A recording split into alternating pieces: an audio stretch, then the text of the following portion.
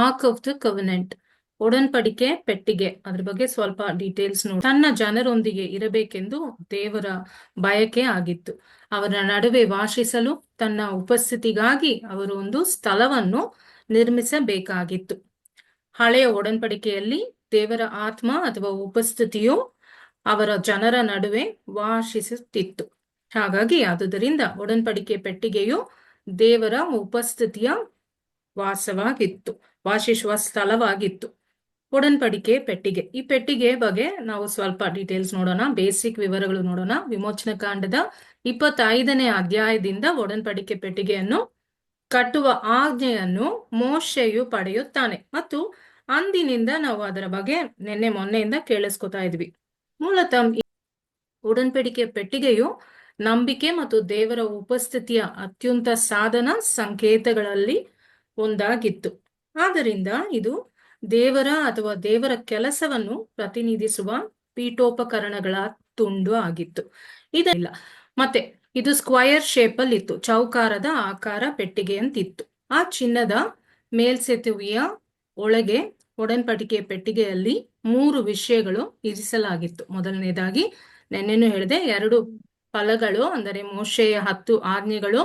ಇದನ್ನು ನೀಲುಮಣಿ ನೀಲಿ ಕಲ್ಲಿನ ಮೇಲೆ ಬರೆಯಲಾಗಿತ್ತು, ಬ್ಲೂ ಸಾಫೈರ್ ಸ್ಟೋನ್ ಅಲ್ಲಿ ಬರೆಯಲಾಗಿತ್ತು. ಇದನ್ನು ದೇವರೇ ಬರೆದಿದ್ದರು. ಎರಡನೆಯದು ಆರೋನನ ಉದಯೋನ್ಮುಖ ರಾಡ್, ಆರೋನದ ರಾಡ್ ಇತ್ತು. ಈ ಆರೋನನು ಲೇವಿ ಕುಲವನ್ನು ಪ್ರತಿನಿಧಿಸಲು ತನ್ನ ಕೋಲನ್ನು ಒದಗಿಸುತ್ತಾನೆ. ಇದು ಲೇವಿ ಕುಲದ ಯಾಜಕತ್ವಕ್ಕೆ ಪ್ರತ್ಯೇಕವಾದ ಆಚರಣೆಯ ಪುರಾವೆಯಾಗಿತ್ತು. ಮೂರನೇದಾಗಿ ಮಣ್ಣಾದ ಚಿನ್ನದ ಭಾಗ. ಆದ್ದರಿಂದ ಈ 3 ವಿಷಯಗಳು ಒಡನ್ಪಡಿಕೆ ಪೆಟ್ಟಿಗೆಯಲ್ಲಿ ಇದ್ದವು. ಒಡನ್ಪಡಿಕೆ ಮೇಲ್ಭಾಗದಲ್ಲಿ ಚಿನ್ನದ ಚಪ್ಪಟಿ ಅಂತಿತ್ತು. ಒಂದು ದೊಡ್ಡ ದಪ್ಪವಾದ ಸಂಪೂರ್ಣ ಚಿನ್ನದ ಜಪ್ಪಟಿಯನ್ನು ಒಂದು ಸ್ಲ್ಯಾಬ್ ತರ ಅದ್ರ ಮೇಲೆ ಮುಚ್ಚಲಾಗಿತ್ತು. ಮತ್ತು 2 ಬದಿಗಳಲ್ಲಿ ಚಿನ್ನದಿಂದ ಮಾಡಿದ 2 ಕಂಬಗಳು ಇದ್ದವು, 2 ಕಡೆ ಕಂಬಗಳಿದ್ದವು. ಅವುಗಳೆಂದರೆ ಸಾಗಿಸುವ ಕಂಬಗಳು. ಚಿನ್ನದ ಲೇಪಿತ 2 ಮರದ ಕಂಬಗಳನ್ನು ಅಥವಾ ಕೋಲುಗಳನ್ನು ಹಡಗಿನ ಬದಿಗಳಿಗೆ ಜೋಡಿಸಲಾಯಿತು. ಅವುಗಳನ್ನು ಚಿನ್ನದ ಉಂಗುರಗಳಲ್ಲಿ ಸೇರಿಸಲಾಯಿತು. ನಿರ್ದಿಷ್ಟ ಸೂಚನೆಗಳನ್ನು ನೀಡಲಾಯಿತು. ಮೊದಲನೇದಾಗಿ ಶಾಶ್ವತ ಬಾಂಧವ್ಯ. ದ್ರವಗಳು ಶಾಶ್ವತವಾಗಿ ಉಂಗುರಗಳಲ್ಲಿ ಉಳಿಯಬೇಕಾಗಿತ್ತು. ವಿಮೋಚನ ಕಾಂಡ 25:15ನೇ ವಚನದಲ್ಲಿ ಇದ್ರ ಬಗ್ಗೆ ಹೋಗ್ತೀವಿ. ಎರಡನೇದಾಗಿ ನೇರ ಸಂಪರ್ಕವಿಲ್ಲದೆ ದ್ರವಗಳ ಮಾತ್ರ ಹಡಗನ್ನು ಸ್ಪರ್ಶಿಸಿ ನೇರ ಮಾನವ ಸಂಪರ್ಕವನ್ನು ತಡೆಯಬೇಕಾಗಿತ್ತು. ವಿಮೋಚನ ಕಾಂಡ 25:14-15 ವಚನವಿದೆ. ಸಾರಿಗೆ, ಕೊಹತ್ಯ ಕುಲದ ಲೇವಿಯರಿಗೆ ಹಡಗನ್ನು ಸಾಗಿಸಲು ಕಂಬಗಳು ಅವಕಾಶ ಮಾಡಿಕೊಟ್ಟವು. ಜಪ್ಪಟಿಯ ಮೇಲೆ 2 ಕೆರುಬೀನ್ಗಳು ಇದ್ದವು. 6 ರೆಕ್ಕೆಗಳು ಇದ್ದವು. ಸಾಮಾನ್ಯವಾಗಿ ಪ್ರತಿಯೊಂದು ಕೆರುಬೀನ್ಗಳಿಗೆ ಹೊಂದಿರುತ್ತದೆ. ಪ್ರತಿಯೊಂದು ಕೆರುಬೀನು 6 ರೆಕ್ಕೆಗಳು ಇತ್ತು ಅಂತ ನಂಬಿದರು.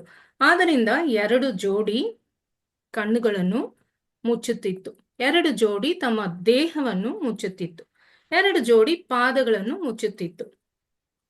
ಒಡನ್ಪಡಿಕೆಯ ಪೆಟ್ಟಿಗೆ ಮರ್ಸಿ ಸೀಟ್ ಆ ಜಾಗದಲ್ಲಿ ಪಾದಗಳನ್ನು ಮುಚ್ಚುತ್ತಿತ್ತು.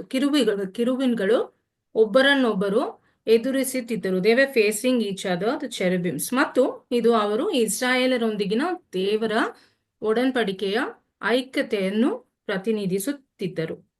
ಮತ್ತು ಅವರು ಒಂದು ನಿರ್ದಿಷ್ಟ ಸ್ಥಳವನ್ನು ಆವರಿಸುತ್ತಿದ್ದರು ಮತ್ತು ಆ ಸ್ಥಳವನ್ನು ಮರ್ಸಿ ಸೀಟ್ ಎಂದು ಕರೆಯಲಾಗಿತ್ತು. ಇದನ್ನು ಸಂಕೇತಿಸಲಾಗಿದೆ. ದೇವರ ಈ ಮರ್ಸಿ ಸೀಟ್ ಬಗ್ಗೆ ದೇವರ ಸಿಂಹಾಸನದ ಮತ್ತು ದೈವಿಕ ಉಪಸ್ಥಿತಿಯಾಗಿತ್ತು. ಎರಡನೇದಾಗಿ ದೇವರು ಮತ್ತು ಮನುಕುಲವ ನಡುವಿನ ಸಂಗಮ ಬಿಂದು ಆಗಿತ್ತು. ಮೂರನೇದಾಗಿ ಪ್ರಾಯಶ್ಚಿತ್ತದ ಅಟೋನ್ಮೆಂಟ್, ಪ್ರಾಯಶ್ಚಿತ್ತದ ಸ್ಥಳ, ಅಲ್ಲಿ ಪಾಪಗಳು ಕ್ಷಮಿಸಲ್ಪಟ್ಟವು. ಇದು ಒಡನ್ಪಡಿಕೆ ಪೆಟ್ಟಿಗೆಯ ಮೂಲ ರಚನೆಯಾಗಿದೆ ಮತ್ತು ಇದು ದೇವರ ಉಪಸ್ಥಿತಿಯನ್ನು ಪ್ರತಿನಿಧಿಸುತ್ತದೆ.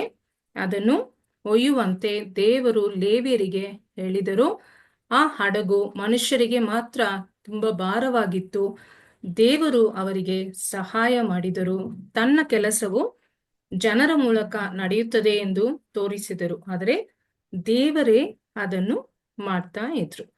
ನಮಗೆ ಸಿಗೋ ಪಾಠ ಈ ಆರ್ಕ್ ಆಫ್ ದ ಕವೆನೆಂಟ್ ಇಂದ ಎಲ್ಲೆಲ್ಲ ಹೋದ್ರು ಎಲ್ಲೆಲ್ಲ ಅವರು ಎತ್ಕೊಂಡು ಹೋಗ್ತಾ ಇದ್ರು ಈ ಒಡன்பಡಿಕೆ ಪೆಟ್ಟಿಗೆಯನ್ನ. ನಾನು ಹೇಳ್ದಂಗೆ ಅದು ತುಂಬಾ ಹೆವಿ ಆಗಿತ್ತು. ಮನುಷ್ಯರಿಂದ ಅದನ್ನ ಎತ್ಕೊಂಡು ಹೋಗೋಕ್ ಆಗಿರ್ಲಿಲ್ಲ. ದೇವರೇ ಅವರಿಗೆ ಸಹಾಯ ಮಾಡಿ ಅದನ್ನ ಕ್ಯಾರಿ ಮಾಡ್ಲಿಕ್ಕೆ ಸಹಾಯ ಮಾಡ್ತಾ ಇದ್ರು. ಅದೇ ತರ ಇವತ್ತು ಕೂಡ ನಮ್ಮ ರಿಲಿಜಿಯಸ್ ಪ್ರೀಸ್ಟ್ ಇವರೆಲ್ಲ ದೇವರ ಕಾರ್ಯಗಳು ಮಾಡ್ತಾರೆ. ಅವರಾಗಿ ಅವ್ರ ಟ್ಯಾಲೆಂಟ್ ಇಂದ ಅವರು ಸ್ವಂತವಾಗಿ ಮಾಡ್ತಾ ಇಲ್ಲ, ದೇವರೇ ಅವರ ಮೂಲಕ ದೇವರ ಕಾರ್ಯಗಳನ್ನ ಮಾಡಿಸ್ಕೋತಾರೆ ಅಂತ ನಮಗೆ ಸಿಗೋ ಪಾಠ. ಆಮೇಲೆ ನನ್ನ ಪ್ರಶ್ನೆಗಳು ನಾಳೆ ಕೇಳ್ತೀನಿ. Thank you so much. ಇವತ್ತು ಲಿಂಕ್ ಸಾರಿ ಪ್ರಾಬ್ಲಮ್ ಆಗಿದ್ದಕ್ಕೆ ನಾದನ್ ಬ್ರದರ್ ವೇಲಾಂಕಣಿಗೆ ಹೋಗಿದ್ದಾರೆ ಏನೋ ಒಂದು ಬೈಬಲ್ ಕಾನ್ಫರೆನ್ಸ್ಗೆ. ನನ್ನ ಲಾಗ್ ಮಾಡಕ್ಕೆ ಹೇಳಿದ್ರು. OTP ಅವ್ರ ನಂಬರ್ಗೆ ಹೋಗಿದೆ, ಅವ್ರ ನಂಬರ್ ಸ್ವಿಚ್ ಆಫ್ ಇತ್ತು. ಸೊ ಏನೋ ಮಾಡಿ ನಾನು ಲಿಂಕ್ ಮಾಡಿದೆ, ಕ್ಷಮಿಸಿ. Thank you all and we request father to give us a blessing.